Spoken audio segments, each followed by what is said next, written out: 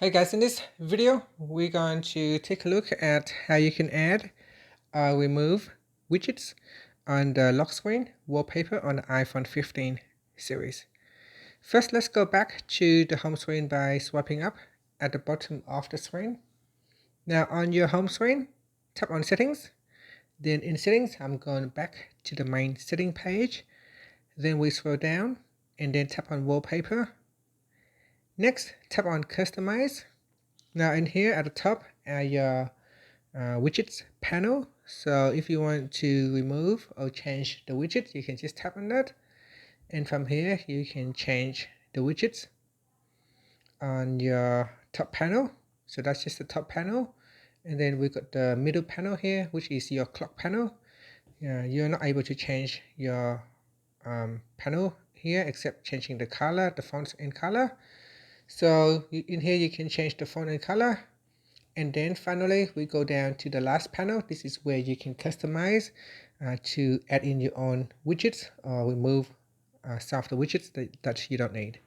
So tap on that, and then to remove a widget, just tap on the remove button, and this will allow you to remove the widget. And here at the moment it has nothing, so you can tap on that and then tap on add widgets.